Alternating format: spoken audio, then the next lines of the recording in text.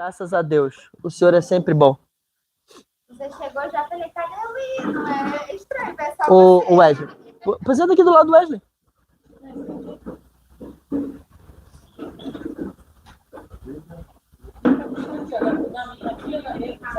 Oi? É verdade. Graças a Deus. Isso. Muito bom. Então, como eu dizia, em Eclesiastes, ele diz assim, né? Assim percebi, é o que eu estava falando na verdade, né? Que no texto de Eclesiastes, ainda bem eu voltei pro texto para ver se eu me lembrava. Né? Mas no texto de Eclesiastes, no hebraico não existem palavras etéreas, todas elas são palavras materiais. E uma dessas palavras que são usadas no texto de Eclesiastes, e ela é uma das palavras mais repetidas dentro desse livro, é a palavra hevel, hevel, hevel. E muitas vezes ele repete 3 vezes, assim, porque pro povo hebreu, 3 vezes é como se fosse um estado de plenitude. É como se fosse, assim, falar assim, que aquilo ali é muito. E aí ele diz essa palavra hevel, hevel, hevel. A palavra hevel, no hebraico, significa bolinho de sabão. Ela significa como se fosse fumaça, né? Mas a visão mais palpável disso é bolha de sabão.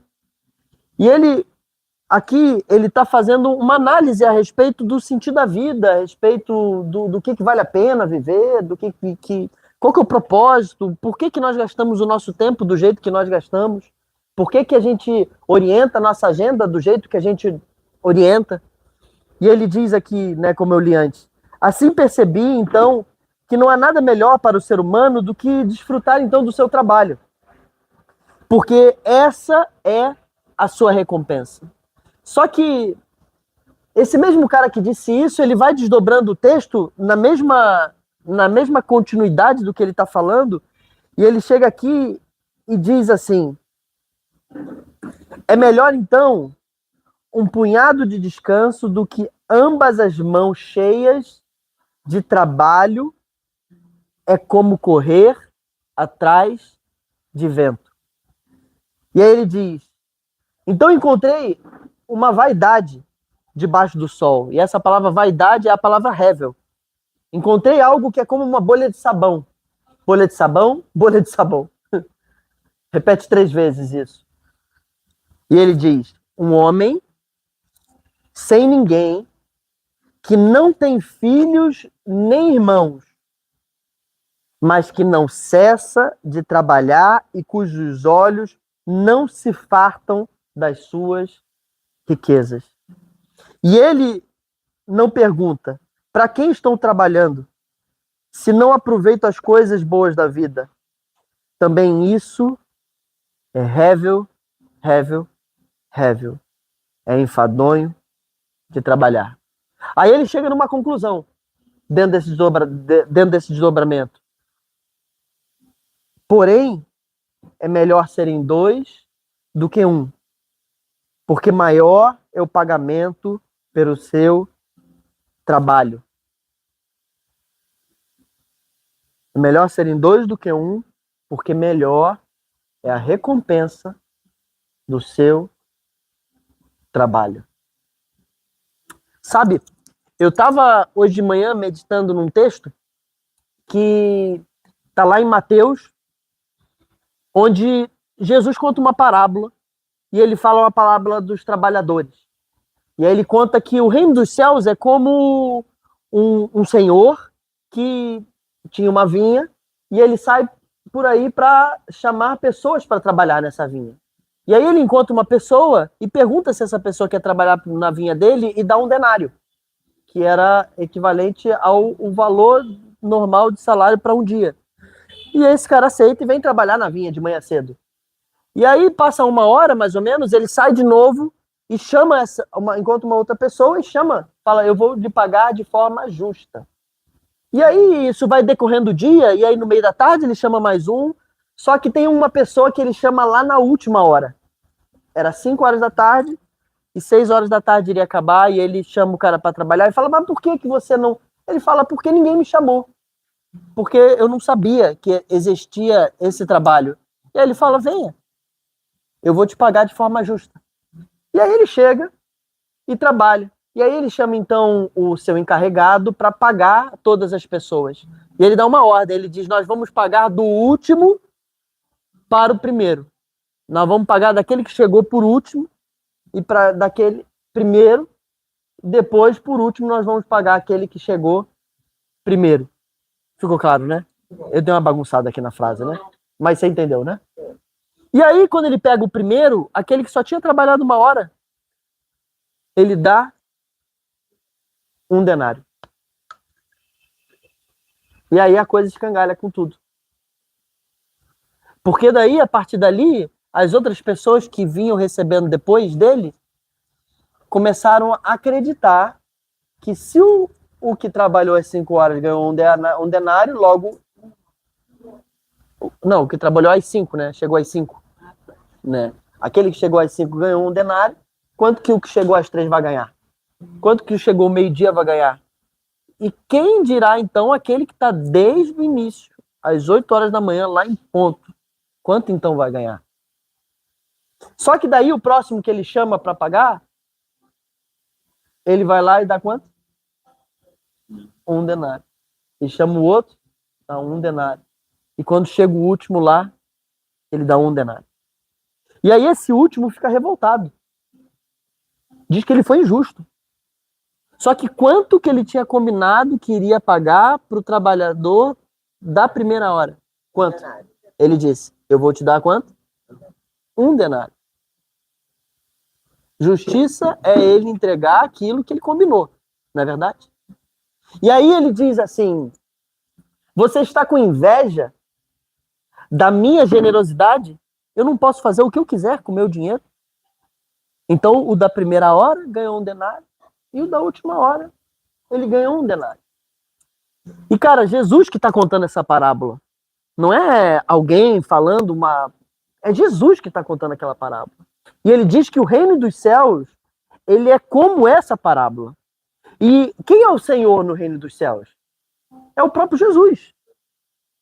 Logo, eu fiquei meditando muito, sabe, conectando com o que a gente está falando aqui do texto de Eclesiastes, pensando assim, cara, que coisa tremenda, né? O que que Jesus estava querendo dizer com tudo isso? E aí me veio uma coisa na cabeça, sabe? Porque talvez aquela primeira pessoa ali, ou talvez até todos não tenham compreendido qual era a verdadeira recompensa do trabalho. Talvez eles tinham pensado que a recompensa do trabalho estava em satisfazer a necessidade dele ou o interesse dele, porque é o que ele iria fazer com aquele 1 denário. Enquanto no final das contas, talvez o trabalhador da primeira hora não conseguiu compreender qual era a verdadeira recompensa dele. Olha o que o texto de Eclesiastes diz. Então considerei outro lugar vazio debaixo do sol. Um homem sem ninguém, que não tem filhos nem irmãos, mas que não cessa de trabalhar, cujos olhos não se fartam das suas riquezas. Compara com aquele homem da primeira hora. Um homem que não cessa de trabalhar, no qual os olhos não se satisfazem do que recebe. Porque ele poderia só ter se dado por satisfeito. Jesus disse que o Senhor disse que ia pagar 1 denário, ele recebeu 1 denário, palavra dada, missão cumprida, vou embora, acabou. Só que ele termina dizendo assim, isso é vaidade. Como bolha de sabão. E aí ele segue dizendo, melhor é serem 2 do que 1, porque maior é o pagamento pelo seu trabalho, melhor é a recompensa pelo seu trabalho.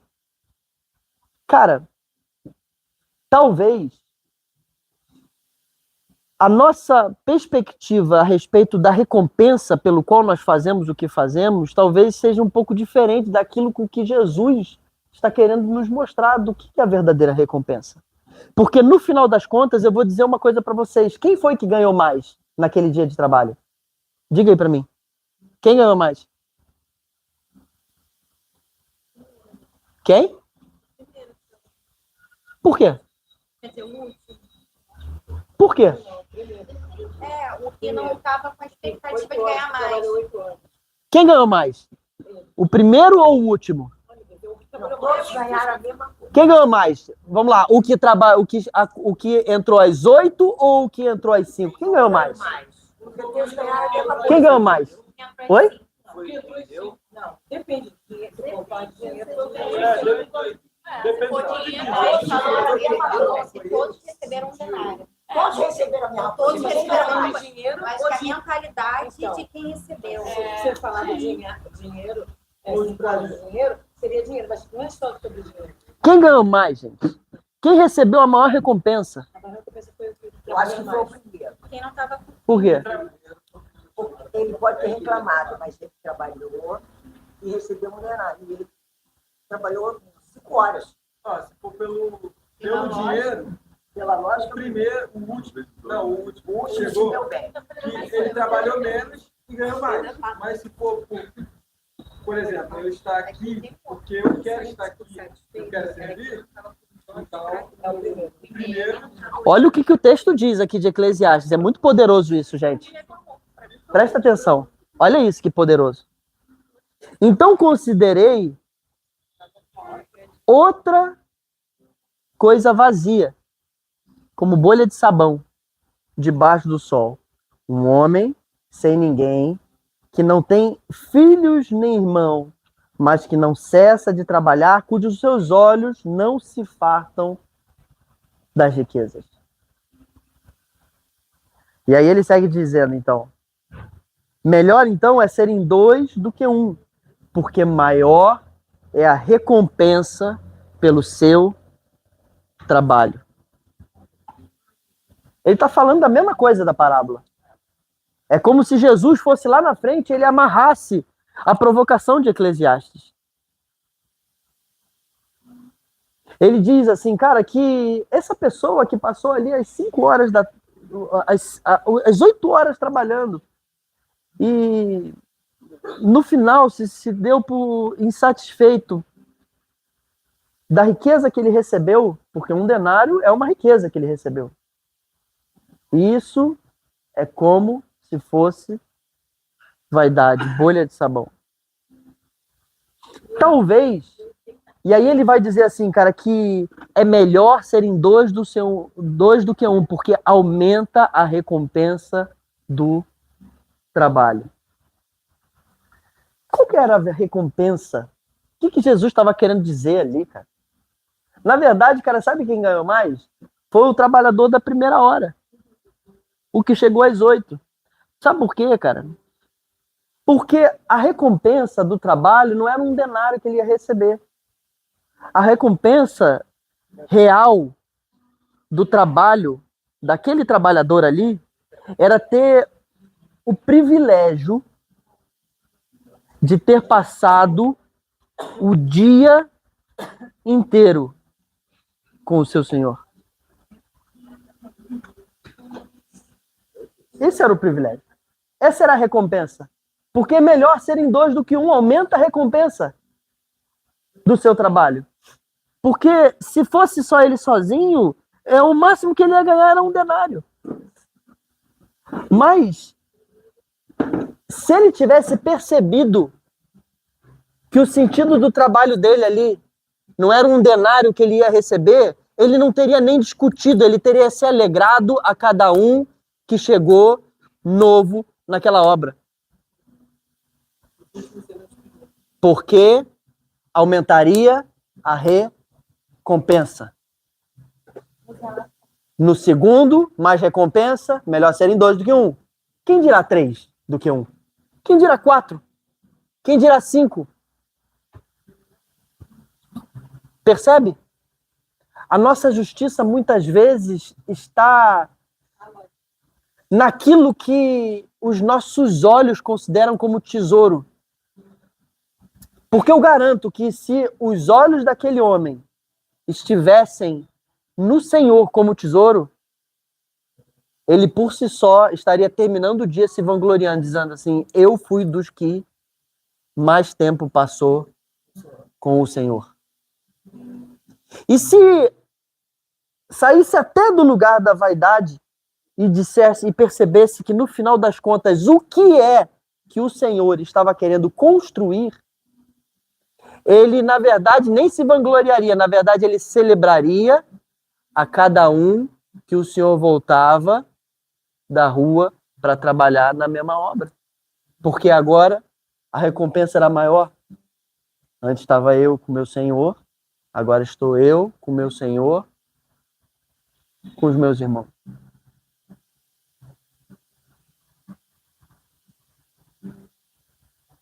Sabe, gente, a gente está aqui celebrando a Páscoa, né?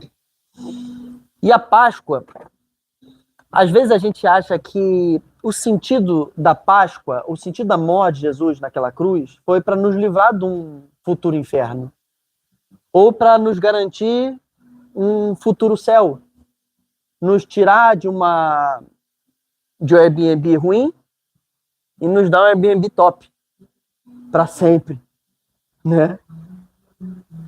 Só que não tem nada a ver nem com o céu nem com o inferno a morte de Jesus. Essa que é a verdade. Não tem a ver com a recompensa do seu pagamento de quanto você vai ganhar com isso. Na verdade, a Bíblia diz que quem tentar salvar a sua própria vida, perdê-la-á. Aquele rapaz ali, mesmo tendo estado desde o início, sem querer, acabou perdendo a vida dele. Porque a recompensa dele estava naquilo que as suas necessidades e seus interesses buscavam. Não naquilo que de fato cumpriu o verdadeiro propósito. Mas Jesus diz que quem perder a sua vida por minha causa, achá-la. Jesus é Deus, ok? E Jesus faz um trocadilho mesmo ali nessa frase toda dele. Porque na época de Jesus, e antes dele também, era muito comum nos meios pagãos a adoração aos deuses, a pessoa oferecer a vida. Entregar uma criança, entregar coisas absurdas. Se você for entender bem Jesus e Deus Pai e o Espírito Santo, você vai compreender, vai perceber que a verdade, cara, é que Jesus não está precisando que ninguém morra por ele.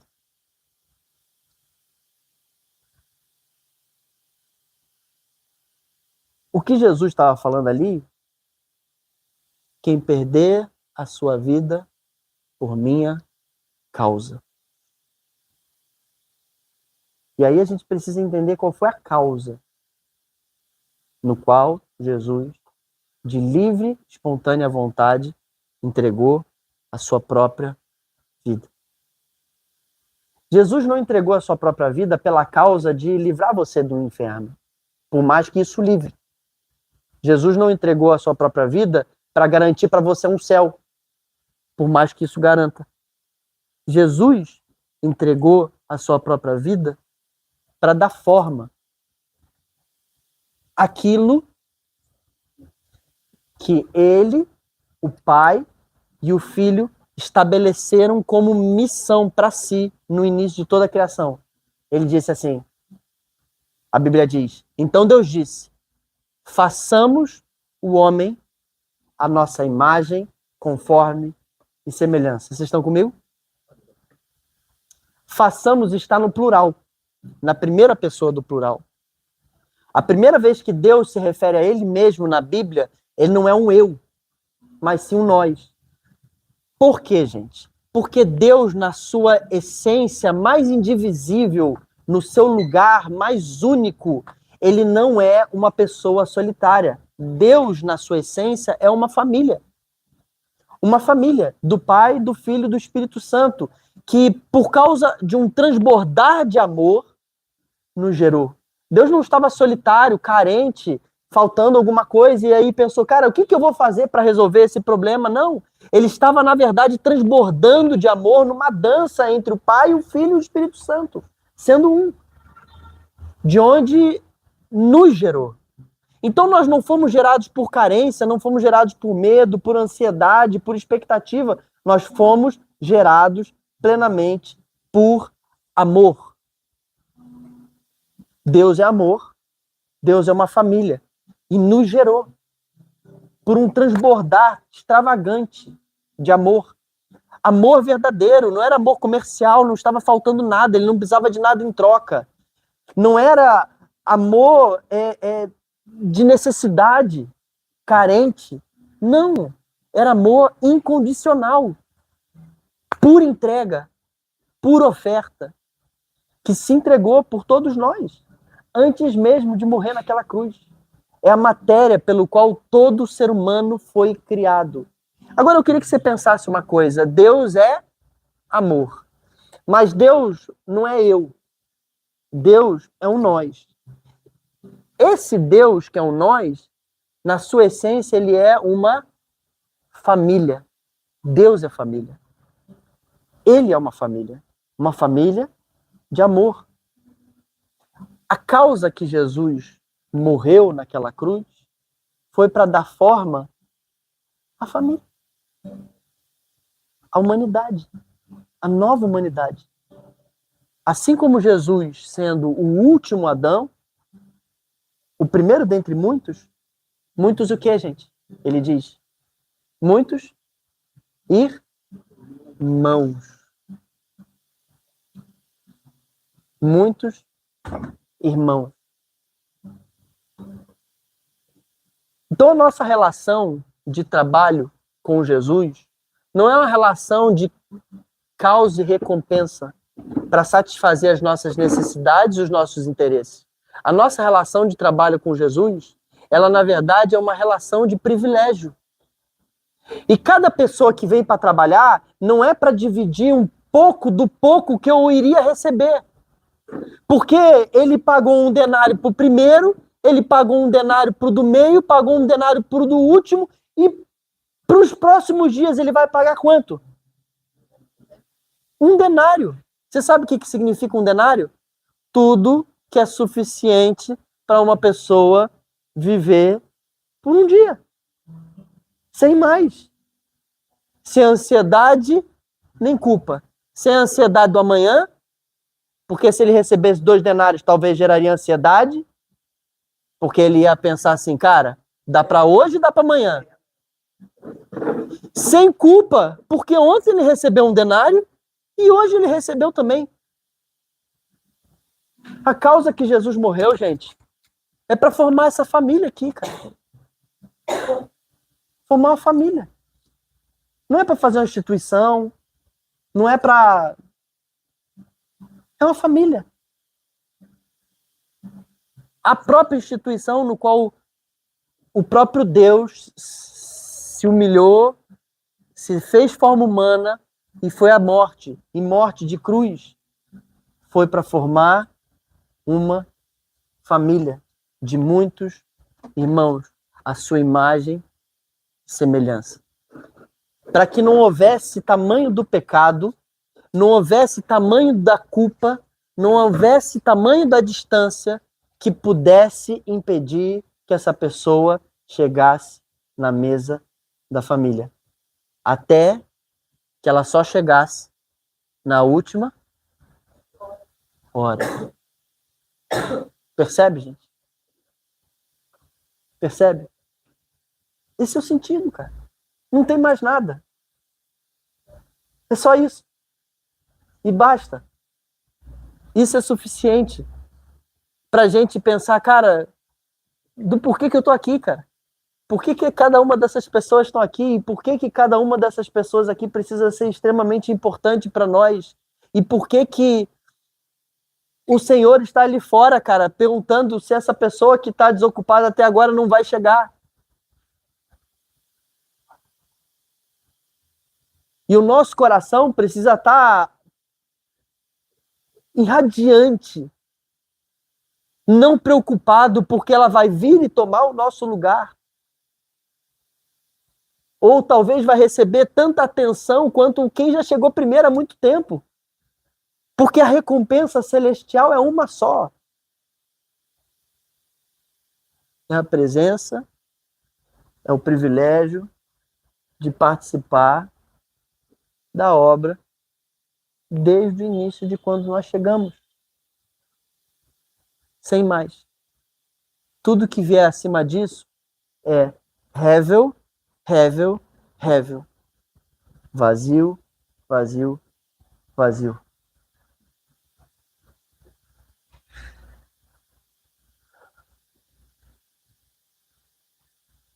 Jesus veio morrer numa cruz. Não foi para responder 3 desejos. Esse é o gênio da lâmpada que faz isso. E Satanás queria que ele fizesse 3 pedidos naquele deserto: provisão, proteção e sucesso, promoção. A primeira diz: nem só de pão viverá o homem, mas de toda a palavra que procede da boca de Deus. Não colocarás o seu Deus à prova.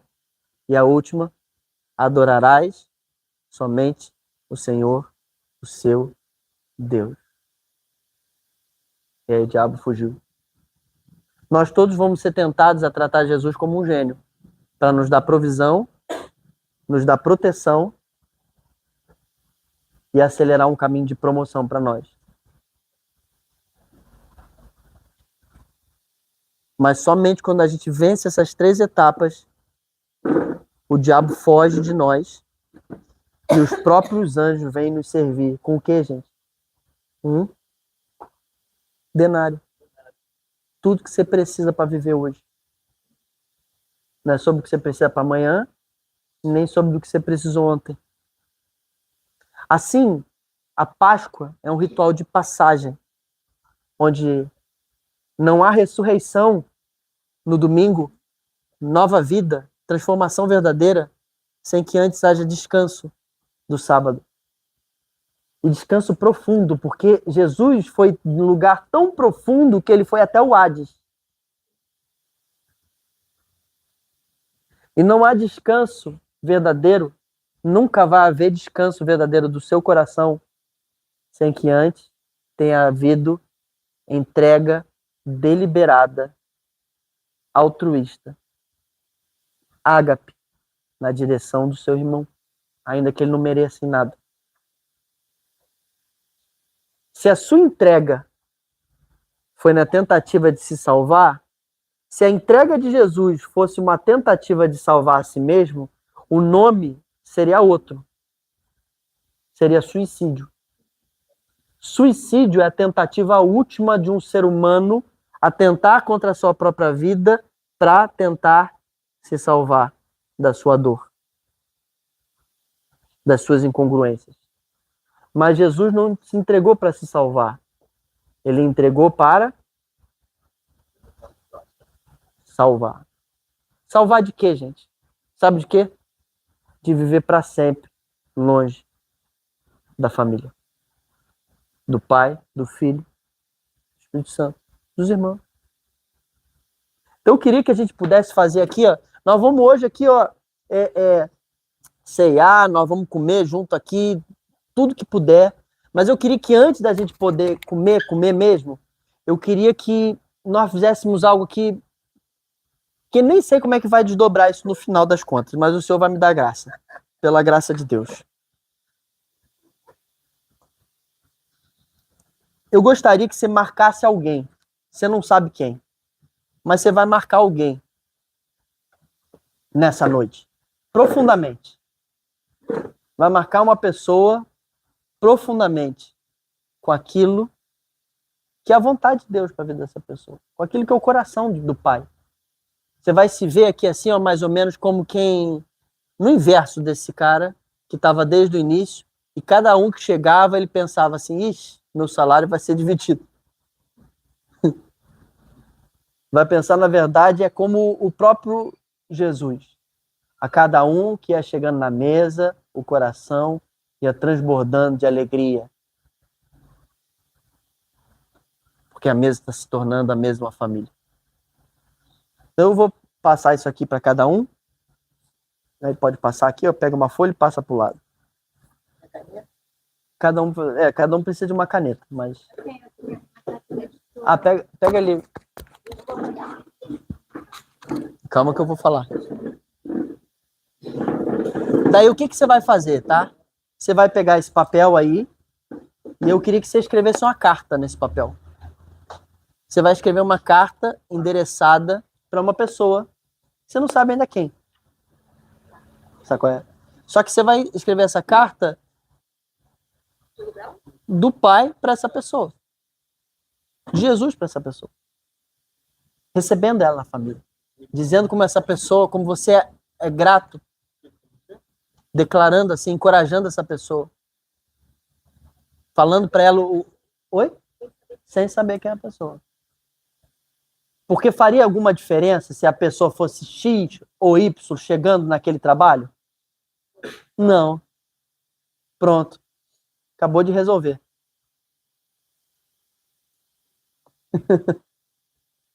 E aí você escreve uma carta com tudo que você quiser. Se quiser colocar só uma frase, tá tudo certo. Se quiser escrever os dois lados, também tá tudo certo, né? Mas só esteja certo de uma coisa. Coloque o coração de Deus nisso aí. Coloque o coração do Pai, no qual dá o nome para toda a família. A Bíblia diz que aquilo que você quer para você, faça aos outros. E essa é a lei dos profetas. Então é muito simples. Coloque o coração do Pai na direção de alguém. Você pode botar uma frase só. Não se sinta pressionado a ter que escrever 2 folhas. Um lado para o outro. Às vezes é uma frase só. E, cara, uma frase pode ser o suficiente para essa pessoa saber o quanto ela é importante e amada. Mas pode ser um texto inteiro. Mas tenha certeza que é o coração colocado ali, tá? E se a tua letra for ruim, não tem problema não. A minha é a pior de todas aqui, tá? Tá qual é? E se você tiver dificuldade com C cedilha no lugar do S, o acento no lugar errado, fica tranquilo também que eu não sei se descansa é com C cedilha ou com S. Entendeu? Né? O que interessa no final das contas é que talvez você possa escrever descanso errado, mas não ter escrito descanso para alguém não seria expressão do que é bom. Então é melhor receber a palavra descanso com C cedilha e isso ser plena expressão do que é bom, do que alguém saber escrever a palavra descanso com S e no final das contas não ser expressão. Só levanta a mão quantas canetas faltam. Do que é verdadeiramente bom.